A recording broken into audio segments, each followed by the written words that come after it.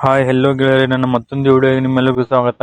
Last ವಿಡಿಯೋದ ನಾನು ಏನು ಹೇಳಿದಪ್ಪ ಅಂತಂದ್ರೆ ಲವಕುಶರಿಗೆ ಶ್ರೀ ಮಹರ್ಷಿ ವಾಲ್ಮೀಕಿ ಅವರು ವಾಲ್ಮೀಕಾಸ್ತ್ರವನ್ನು ಕಲಿಸಿಕೊಟ್ಟ ಬಗ್ಗೆ ಹೇಳಿದ್ದೆ. ಇವತ್ತಿನ ವಿಡಿಯೋದಾಗ ಶ್ರೀ ಮಹರ್ಷಿ ವಾಲ್ಮೀಕಿ ಅವರು ತಮ್ಮ ಶಿಷ್ಯರಿಗೆ ಏನಪ್ಪ ಅಂತಂದ್ರೆ ತಮ್ಮ ಶಿಷ್ಯರಿಗೆ ಜೀವನ್ ಮುಕ್ತಿ ಹೆಂಗೆ ಪಡೆಯೋಣ ಅನ್ನೋಂಥ ವಿಷಯ ಬಗ್ಗೆ ಹೇಳೋದನ್ನು ಇವತ್ತಿನ ವಿಡಿಯೋದನ್ನ ಹೇಳಕ್ ಟ್ರೈ ಮಾಡ್ತೀನಿ.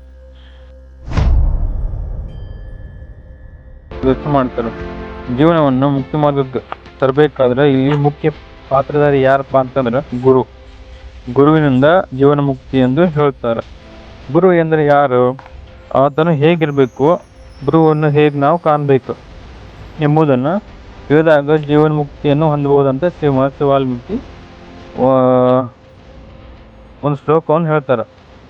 ಆ ಶ್ಲೋಕ ಏನಪ್ಪಾ ಅಂತಂದ್ರೆ ತಪಸ್ವಾಧ್ಯಾಯ ನಿರತಂ ತಪಸ್ವಿ ವಾಗ್ವಿದಾಂ ವರಂ ನಾರದಂ ಪರಿಪ್ರಚ್ಛ ವಾಲ್ಮೀಕಿರ್ಮುನಿ ಪುಂಗವಂ ಎಂಬುದಾಗಿ ಈ ಶ್ಲೋಕದಲ್ಲಿ ಹೇಳ್ತಾರೆ. ಶ್ರೀ ಮಹರ್ಷಿ ವಾಲ್ಮೀಕಿಗಳು ತಮ್ಮ ಶಿಷ್ಯರಿಗೆ ಹೇಗೆ ಹೇಳ್ತಾರೆ, ಗುರು ನುಡಿಯುವುದು ಮಾತ್ರವಲ್ಲ ಹೇಳೋದು ಮಾತ್ರ ಅಲ್ಲ, ನುಡಿ ಏನು ಹೇಳ್ತಾರಲ್ಲ ಆ ಥರ ನಡಿಬೇಕು, ಅವನೇ ಸದ್ಗುರು. ಮೊದಲು ನಾರದ ಮಹರ್ಷಿಗಳು ವಾಲ್ಮೀಕಿ ಮಹರ್ಷಿಗಳಿಗೆ ರಾಮಾಯಣ ಬಗ್ಗೆ ಬೋಧನೆ ಮಾಡುವ ಮೊದಲು ವಾಲ್ಮೀಕಿಗೆ ರಾಮ ಎಂಬ 2 ಅಕ್ಷರಗಳು ಉಚ್ಚಾರವಾಗುತ್ತಿರಲಿಲ್ಲ. ನಾರದರು ಮರ ಎಂದು ಉಪದೇಶಿಸಿ ರಾಮ ಎಂಬ ಅಕ್ಷರಗಳನ್ನು ಹೇಳುವಂತೆ ಇದು ಮಾಡಿರ್ತಾರೆ.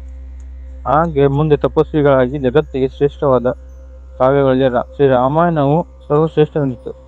ಹಾಗೆಯೇ ಸದ್ಗುರುವಿನ ದಯೆಯಿಂದ ಜಗತ್ತಿಗೆ ಶ್ರೇಷ್ಠ ಕವಿ ಎಂದು ಎನಿಸಿಕೊಂಡರು.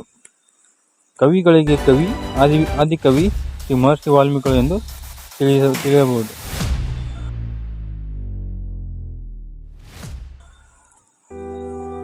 ಕುಜಂತಂ ರಾಮೇತಿ ಮಧುರಂ ಮಧುರಾಕ್ಷರಂ ಆರೂಹ್ಯ ಕವಿತಾಶಾಖಂ ಒಂದೇ ವಾಲ್ಮೀಕಿ ಕುಕಿಲಂ.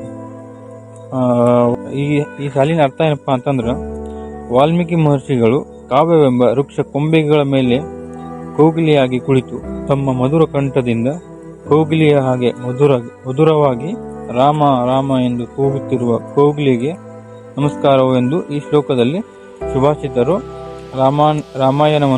ರಾಮಾಯಣ ಕವಿಯನ್ನು ಈ ರೀತಿಯಾಗಿ ವರ್ಣಿಸುತ್ತಾರೆ.